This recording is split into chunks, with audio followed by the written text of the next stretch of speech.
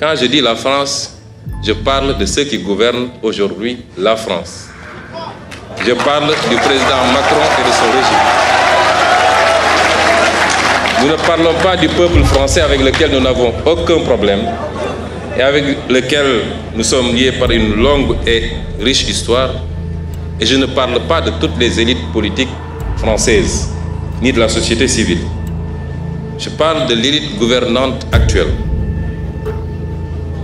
Cette France, je n'ignore pas que pour elle, nous avons été, et peut-être nous le sommes encore, malgré notre élection démocratique par le peuple sénégalais, dépeints sous les traits d'un mouvement et d'un leader terroriste, islamiste, violent, populiste, anti-occidental, pro-russe. Je ne parle pas de vous. Vous partagez ce soir avec nous.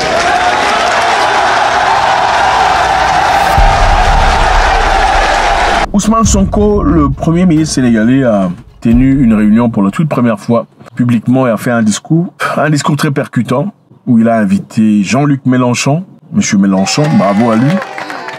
Monsieur Sonko a sorti des choses très fortes. Je pense qu'il est important de le suivre. Le premier ministre Sonko dénonce le silence de la France pendant la répression de son mouvement.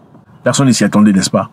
Voilà. Je sais que beaucoup de personnes, après le voyage de monsieur Sonko et du président en Côte d'Ivoire, beaucoup de personnes se sont levées contre M. Sonko, disant qu'il était vendu, qu'il était pour la France, patati et patata. Ici, M. Sonko dénonce le silence de la France pendant la répression de son mouvement. Voilà ce qu'il dit. Je le dis parce que durant toute la période de persécution extrêmement violente contre tout le mouvement politique au Sénégal, ayant entraîné et causé la mort d'une soixantaine de personnes, des milliers de blessés, plus de 1000 détenus politiques, vous n'avez jamais entendu le gouvernement français dénoncer ce qui se passait au Sénégal, a-t-il pointé sous l'acclamation générale. Vous n'avez jamais entendu l'Union européenne dénoncer ce qui se passe au Sénégal. Cher Jean-Luc, ce tableau semble assez sombre. Je le dis parce que durant toute la période de persécution extrêmement violente contre tout un mouvement politique au Sénégal, ayant entraîné et causé la mort de plus d'une soixantaine de personnes, des milliers de blessés, plus de 1000 détenus politiques, vous n'avez jamais entendu le gouvernement français dénoncer ce qui se passait au Sénégal.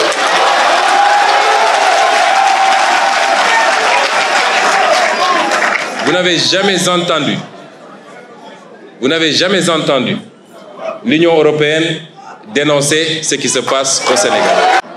Et pire encore, c'est au pire de ces persécutions que le président Macron accueillait le président Macky Sall pour le féliciter.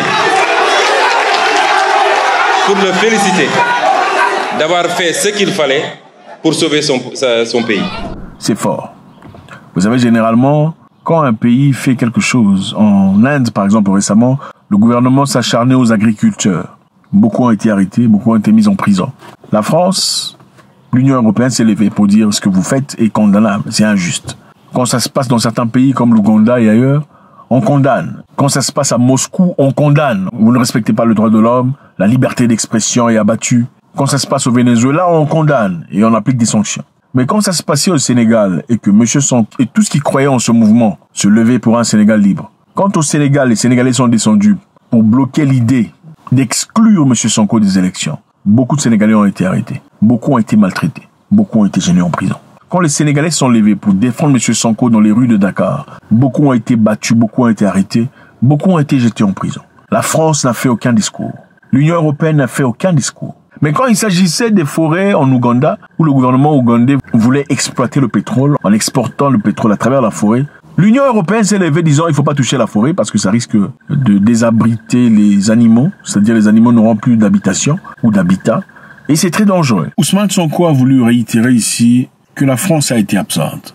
L'Union européenne était absente pendant qu'il traversait des moments difficiles. C'est une façon de dire que nous n'avons pas oublié. Nous n'avons pas oublié ce qui s'est passé dans le passé.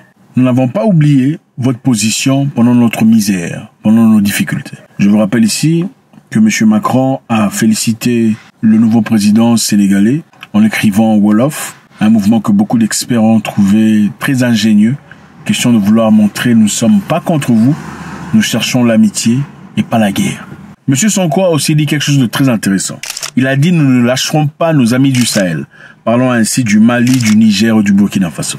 Pourquoi faudrait-il que des problèmes politiques en Afrique soient réglés par les Africains sur commande extérieure en s'attaquant à des pays frères et à leur population surtout? Nous ne pouvons pas l'accepter.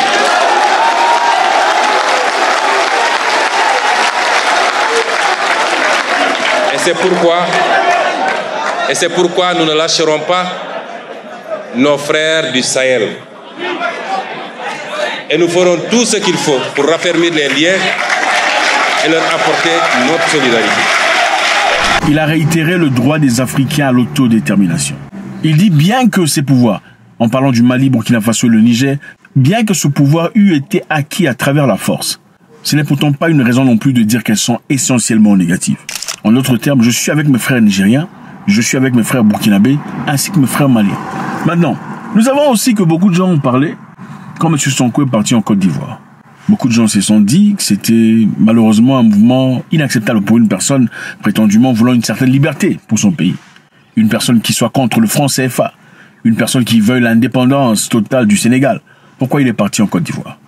Beaucoup de personnes estimaient que puisque M. Ouattara est très amical avec la France, cela voudrait essentiellement dire que le voyage de M. Faye en Côte d'Ivoire indiquait, d'après beaucoup de personnes, un élément de trahison. La question qui se posait. Nous savons tous que même Poutine, de temps en temps, rencontre Macron. Est-ce que ça veut dire que Poutine est l'ami de Macron? Non. Il rencontre Macron sur le plan diplomatique, pour discuter, élaborer, tout en sachant qu'il est essentiel de mettre une table très grande entre lui et Macron. De peur que Macron ne fasse quoi que ce soit. C'est vrai qu'on ne sait pas de quoi Macron est capable. Et Macron ne risque pas de faire quoi que ce soit sur le plan ouvert. Mais déjà, la table montre la distance qu'il y a. Il ne refuse pas de rencontrer Macron, mais érige une table gigantesque entre eux. Alors, la question qui se pose, il y a deux questions importantes. La première,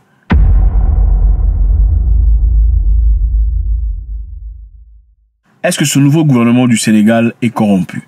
C'est-à-dire un gouvernement qui a vendu à tout le monde un rêve, d'un Sénégal libre, un Sénégal serein, un Sénégal indépendant. Et après avoir gagné les élections, ils sont finalement partis rencontrer M. Ouattara, que beaucoup estiment être contre le panafricanisme, chose qui beaucoup d'experts trouvent inacceptable.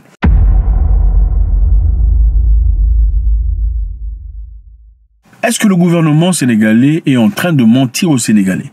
Ou bien, comme on le voit, le gouvernement sénégalais, en effet, à travers son premier ministre Ousmane Sonko, qui dit « Nous n'oublierons pas et ne laisserons pas nos amis nigériens, burkinabés et maliens ». Qu'est-ce que ça veut dire? C'est un peu comme un parole contre parole. Le président part voir M. Ouattara en Côte d'Ivoire. Ensuite, moi, je viens publiquement dire que nous sommes avec nos amis nigériens, maliens et burkinabés. Ils ont le droit de prendre leurs décisions.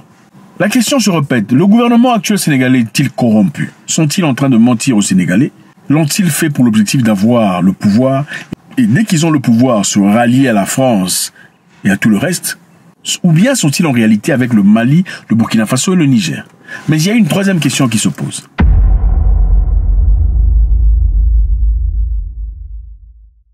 Serait-il peut-être possible qu'il soit des deux camps? C'est-à-dire, je jauge avec M. Ouattara, je plaisante, je me mets dans le bon côté. Je me mets aussi dans le bon côté avec le Niger, le Burkina Faso et le Mali. C'est-à-dire, dans ce cas, je ne suis ni chaud ni froid. Je suis juste au milieu pour bénéficier des uns et des autres. Faudrait-il dans ce cas condamner le gouvernement sénégalais disant qu'ils sont ni chauds ni froids, ils n'ont donc pas de direction? Ou bien c'est intelligent de leur part d'être ni chaud ni froid dans l'objectif de gagner là où c'est nécessaire pourvu que le Sénégal gagne? Faites-moi savoir ce que vous en pensez, c'est toujours avec beaucoup de plaisir. God bless.